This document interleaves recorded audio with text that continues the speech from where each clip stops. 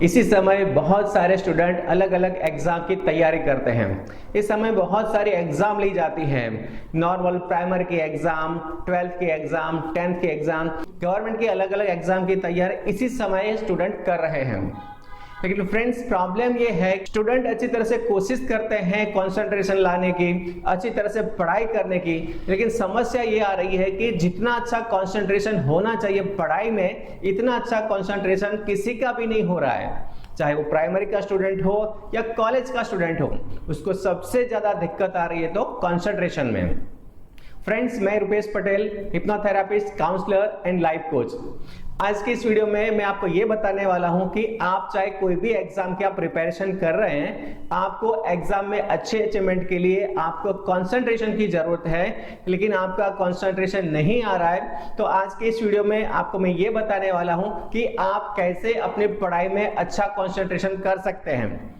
आपने जो भी पढ़ाई किया है आप कैसे उसको अच्छी तरह से मेमोराइज कर सकते हैं और एग्जाम हॉल में आप किस तरह से उसको आउटपुट करके अच्छा रिजल्ट हासिल कर सकते हैं। तो फ्रेंड्स, इसके लिए आपको महज 7 टिप्स को फॉलो करना है।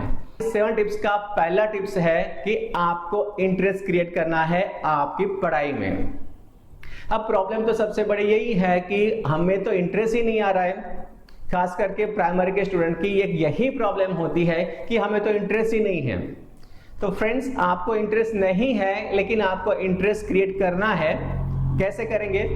तो आपका जो भी पसंदगी का सब्जेक्ट है, जो आपको आसान लगता है, पढ़ाई करने में मजा आता है, ऐसे सब्जेक्ट को आप प्रायोरिटी में लीजिए। उसकी आप पहले पढ़ाई कीजिए, क्योंकि ये आपको इतना बोरिंग नहीं करेगा जितना आपको मैथ्स बोरिंग करता है। तो जैसे ही आप एक नॉर्मल या आपके पसंदगी का सब्जेक्ट आप ट्राई करते हैं, आप पसंदगी के सब्जेक्ट की पढ़ाई करते हैं, तो आप आसानी से उन चीजों को आप समझ सकते हैं और मेमोराइज कर सकते हैं। और एक बार आपका इंटरेस्ट क्रिएट हुआ पढ़ाई में, इसके बाद आप चाहे कोई भी सब्जेक्ट पढ़ लो, आपका माइंड धीरे धीरे लगने की शुरुआत हो जाएगी। तो पहला टिप्स आपको फॉलो करना है कि आपको पहले इंटरेस्ट का सब्जेक्ट सबसे पहले पढ़ना है। फ्रेंड्स, 7 टिप्स का दूसरा टिप्स है कि आपको पढ़ाई में जो भी चीजें डिस्ट्रैक्ट कर रही हैं, आपको डिस्टर्ब कर रही हैं, उन चीजों को आप आपकी पढ़ाई की जगह से थोड़ा दूर रखेंगे। फॉर एग्जाम्पल मोबाइल, क्योंकि आजकल तो मोबाइल से ही तो हम पढ़ते हैं और मोबाइल खुद के पास होना चाहिए। तो फ्रेंड्स, एक अच्छी बात है कि मोबाइल से पढ़ाई की है, लेकिन जब भी आप पढ़ाई करते हो तो मोबाइल पास रखने से आपका माइंड डिस्ट्रैक्ट होता है, क्योंकि मोबाइल में अलग अलग टाइम पर कॉल आती है, या तो नोटिफिकेशन आते हैं, या कोई मैसेज का टोन बजता रहता है, तो हमारा ध्यान उस जगह पर जाता है, यानी मोबाइल में जाता है कि किसका मैसेज होगा, कैसा मैसेज होगा, कैसा नोटिफिकेशन होगा। आप ध्यान देना नहीं चाहते हैं, फिर भी ये मोबाइल आपका ध्यान वहां पे लेके जाएगा। तो फ्रेंड्स, इससे क्या होता है कि आपने पढ़ाई के अंदर कंसंट्रेशन किया है, कोई सब्जेक्ट को, कोई टॉपिक को आप गहराई से समझ रहे हैं, आप उसकी टॉपिक की गहराई में चले गए, लेकिन नोटिफिकेशन की बेल बजने से आपका माइंड इस टॉपिक से बाहर आकर मोबाइल में आ जाएगा। तो इससे आपका लिंक टूट गया है। अब फिर से आपको ये चीजें दिमाग के अंदर फिर से भरने की कोशिश करनी पड़ेगी। फ्रेंड्स, मोबाइल की तरह और भी ऐसी कई सारी चीजें हैं जो आपका ध्यान भटका सकती है, आपको डिस्ट्रैक्ट कर सकती हैं। तो इन चीजों को आप ढूंढिए और आप समझिए कि जो भी चीजें आपको डिस्ट्रैक्ट करती हैं, आपका ध्यान भटकाती हैं, इन चीजों को आपके पढ़ाई के कमरे से आप उसको दूर कर लीजिए। पढ़ाई करते वक्त आपको सिर्फ इतना ही ध्यान देना है कि आप और आपका सब्जेक्ट, या आप जिससे भी पढ़ रहे हैं, आप बुक से पढ़ रहे हैं, आप नोटबुक से पढ़ रहे हैं, या आप लैपटॉप से पढ़ रहे हैं, बस इतनी ही चीजें आपके कमरे में होनी चाहिए। आप ये दूसरी टिप्स फॉलो करते हैं तो आप जल्दी से आप अपना कंसंट्रेशन बढ़ा सकते हैं। तीसरा टिप्स है टाइम मैनेजमेंट। तो फ्रेंड्स, अच्छी तरह से पढ़ाई करनी है और कंसंट्रेशन के साथ पढ़ाई करनी है, तो टाइम मैनेजमेंट को भी आपको समझना होगा। टाइम मैनेजमेंट यानी कि आप किस टाइम पे कौन सा सब्जेक्ट पढ़ेंगे। आपके पास 24 घंटे हैं, 24 घंटे में आप अपना खुद का काम कौन से समय पर कैसे करेंगे, और पढ़ाई का जो भी टाइम आपने निश्चित किया है, उस पढ़ाई के टाइम को आप मैनेज करोगे कि कौन से टाइम पे आप कौन सा सब्जेक्ट की पढ़ाई करोगे, ये भी आपको मैनेज करना है। दूसरे दिन की पढ़ाई की प्लानिंग आपको अगली रात से कर लेनी है कि सुबह में आप कितने बजे पढ़ाई शुरू करेंगे, कौन से सब्जेक्ट की पढ़ाई करोगे, कब आप ब्रेक लेने वाले हो, कब आप अदर एक्टिविटीज करने वाले हो। ये सब पूरा प्लान आपको अगली रात को कर लेना है और इसी प्लानिंग के अनुसार आपको दूसरे दिन की पढ़ाई करनी है। अगर आप आपकी प्लानिंग के अनुसार आप पढ़ाई करते हैं तो आप अच्छी तरह से आप अपना कंसंट्रेशन पढ़ाई में बना सकते हैं। फ्रेंड्स, चौथा टिप्स है आपको हमेशा एक ही सब्जेक्ट की पढ़ाई नहीं करते रहना है। कई सारे ऐसे स्टूडेंट हैं जो हमेशा एक ही सब्जेक्ट लेकर बैठे रहते हैं। जब भी देखो उसके हाथ में एक ही सब्जेक्ट की पुस्तक होती है, तो ये भी गलत है। फ्रेंड्स, अगर आप एक ही सब्जेक्ट लेकर पढ़ते रहते हैं तो इसमें आप बोर हो जाएंगे, इससे आप बोर हो जाएंगे, आपका दिमाग इसके अंदर जाएगा ही नहीं। आपको वैरायटी लानी है आपकी पढ़ाई में। आपको ऐसा लगना नहीं चाहिए कि आप पढ़ाई कर रहे हैं, आपके ऊपर कोई बोझ लग रहा है। आपको बिल्कुल आराम से हंसते खिलते मजे करते पढ़ाई करना है।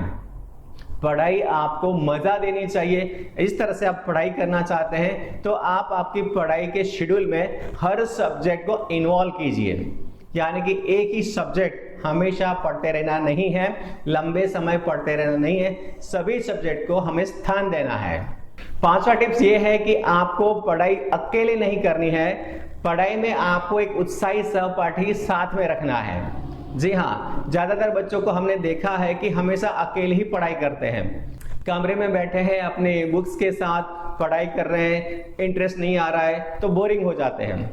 लेकिन अगर आपने एक्सपीरियंस किया है तो आपको पता होगा कि अगर आप कोई उत्साही स्टूडेंट के साथ या उत्साही दोस्त के साथ जब आप पढ़ाई करते हैं तो आपको पता भी नहीं चलता कि आपने कितना घंटा पढ़ाई कर लिया। और सबसे अच्छी बात यह है कि जब आप उत्साही सहपाठी के साथ पढ़ाई करते हैं तो एक दूसरे का आपको कोऑपरेशन मिलता है, एक दूसरे का आपको सपोर्ट मिलता है। आपका स्टूडेंट जो भी जानता है वो आपको सिखाता है, आप जो भी जानते हैं आप उसको सिखाते हैं, तो एक दूसरे को मदद मिलती है। आपको अकेले पढ़ाई नहीं करना है, आपको हमेशा एक उत्साही सहपाठी के साथ ही पढ़ाई करनी चाहिए। फ्रेंड्स, छठा टिप्स है कि कंसंट्रेशन बढ़ाने के लिए आपको कुछ ऐसी प्रवृत्ति करनी है, ऐसी प्रवृत्ति को आपको दिन में स्थान देना है जिससे आपका कंसंट्रेशन बढ़ सकता है। तो उसमें सबसे अच्छी चीज है मेडिटेशन। जी हाँ, मेडिटेशन शब्द बहुत ही आसान है, लेकिन मेडिटेशन में बैठना, मेडिटेशन लगना शायद मुश्किल हो सकता है, लेकिन ये भी एक अभ्यास है। अगर आप निश्चित समय पर मेडिटेशन करने की कोशिश करते हैं तो आपका मेडिटेशन होगा, आपका ध्यान लगने ही वाला है।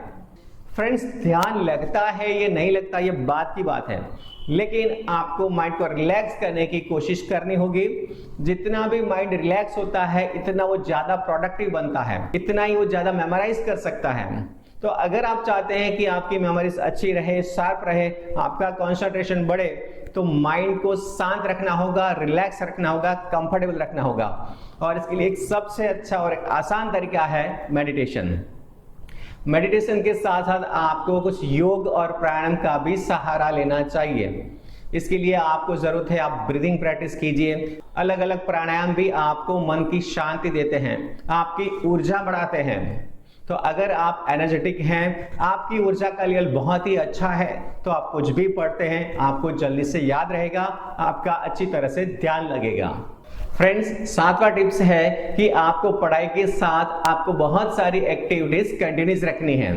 10th के या 12th के जो स्टूडेंट हैं, एग्जाम के लिए सारी चीजें, सारी एक्टिविटीज को बंद कर देते हैं, जैसे कि खेलना, कूदना, बाहर जाना, शॉपिंग करना, दोस्तों के यहाँ जाना या कोई पिकनिक स्पॉट पर जाना, हर चीज को बंद कर देते हैं। क्यों? क्योंकि इस साल मेरा बोर्ड का एग्जाम है। तो फ्रेंड्स, मुझे ये लगता है कि ये चीज तो बहुत ही गलत हो रही है। जो व्यक्ति को एग्जाम देना है 10th का या 12th का, उसको तो ये चीज ज्यादा करनी चाहिए। उसको घूमना फिरना भी ज्यादा रखना है, उसको एंजॉय ज्यादा करना है, उसको खाना पीना भी अच्छा रखना है। जो भी चीज आपको एंजॉय लगती है उन चीजों को तो आप करने ही वाले हैं, उसको आप ज्यादा ही करेंगे।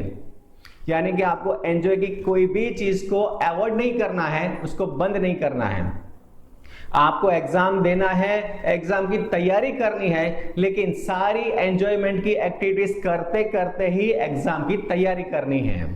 तो फ्रेंड्स, मुझे लगता है कि अगर आप इस तरह से 7 टिप्स फॉलो करते हैं तो आपका कंसंट्रेशन बहुत ही अच्छा रहेगा, आप अच्छी तरह से पढ़ाई कर सकते हैं और आप अच्छे नंबर के साथ एग्जाम भी कवर कर सकते हैं।